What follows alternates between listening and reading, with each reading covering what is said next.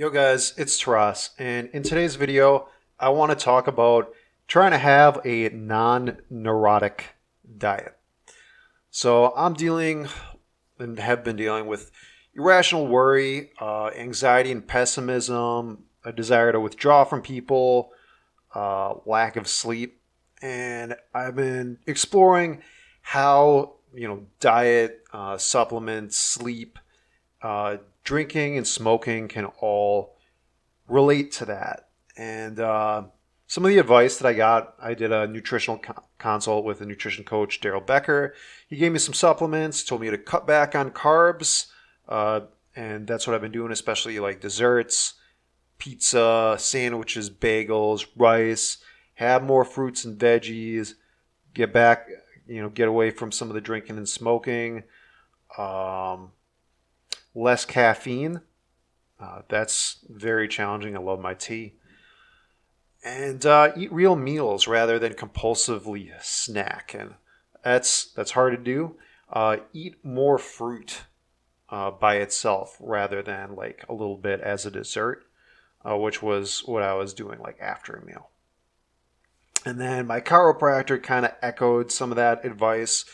He also said to have more high quality meats like grass-fed or organic rather than whatever sort of discount summer sausage you can be getting.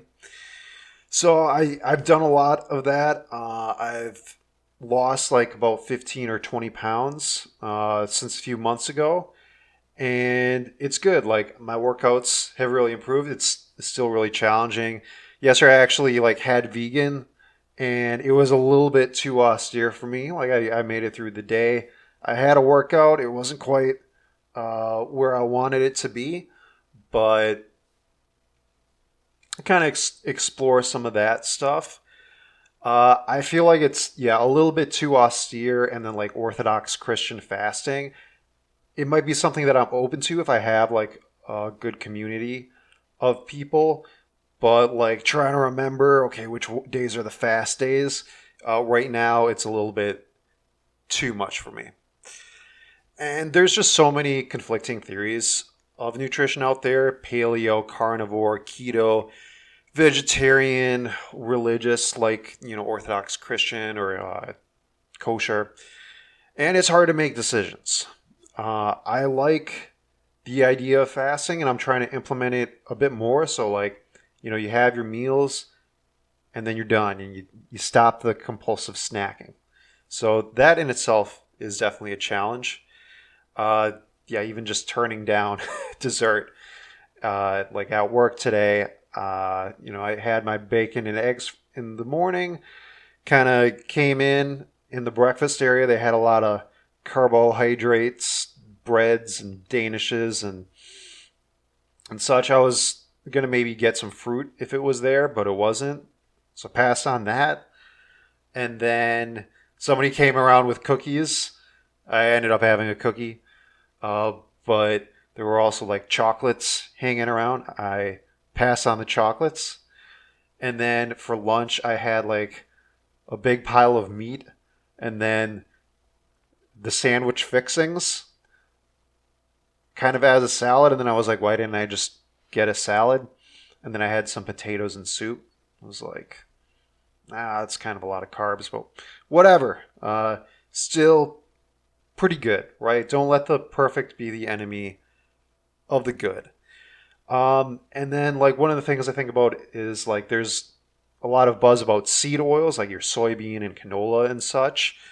And like making your own salad dressing, that's really challenging. And like a lot of the foods that I really like will have canola oil or whatever. So it's something I'm trying to watch out for, and like use olive oil, avocado, coconut oil, butter.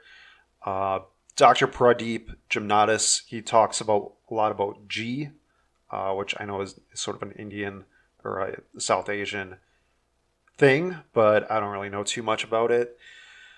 But yeah, what about like oil that's hitting its smoke point, or if you're reheating fried foods, is that a concern? Can that like create trans fats and whatever? It's a bit much for me right now to like deal with all that, but I'd really appreciate your feedback. So I listened to Huberman Lab a little bit ago with Dr. Chris Palmer, and he was advocating a ketogenic diet for improving mental health, including things like schizophrenia and depression, even Alzheimer's. So I thought that was interesting. Again, the idea of getting all the way to ketogenesis is still challenging for me at this point, but I guess I've started cleaning things up and maybe I'll get all the way there one day. Dr. Pradeep Jamnadas, I mentioned, he's got some videos. One that stood out to me was this one about fasting and diet to prevent heart disease. He's got a lot of great ones. Again, advocates for grass-fed and organic meats. Watch out for those carbohydrates, the sugar, and the processed foods. He had concerns about seed oils, and he advocated making your own salad dressing, using raw nuts rather than roasted nuts. So that's an interesting perspective. And then you don't necessarily need to be like full on eating fat all the time to get your ketones for ketogenesis.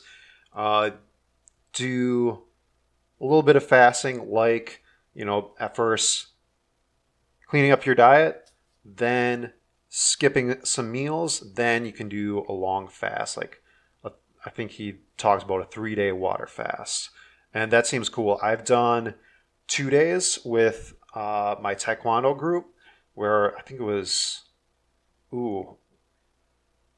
it was with some sort of Korean holiday, but we did just training, drinking lots of water and barley tea, and then afterwards we'd go to a restaurant and have like a big bowl of soup. So that was a cool experience. And I'm trying to incorporate fasting back in, just like taking it easy on the snacks by itself is already challenging enough, especially like, you want to go out to the office and get something to eat with your coworkers and or get together with your friends and such. So it's hard to do. And then you've got Michaela and Jordan Peterson with their lion diet. So Michaela had a lot of autoimmune issues, and she found that was helpful for her was nothing but meat. Specifically, I think she advocates beef and lamb, and then salt and water. So that is some next level austerity, but they say it works for them. I like to try things, so that sounds like a trip to, lug around a big cooler of beef everywhere. But, it's something that's on my mind. Just like, if there's some sort of diet that would make me superhuman, I would totally want to do that. But it's like, hey, I want to go places and try things, and there's so many people in the world who have all sorts of different cuisines, and it works for them. So, I'm trying to understand why I can't experiment and try things, but at the same time, it makes sense that if I'm dealing with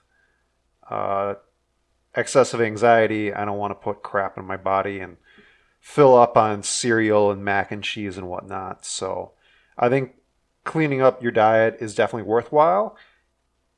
How far you want to go with it is the question.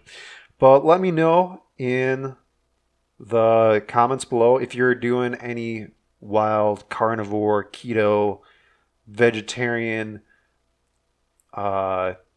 religious type of stuff. How did you get into it? How do you stick with it? And thanks for watching. Hope you enjoyed the video. Please like and subscribe, and peace out.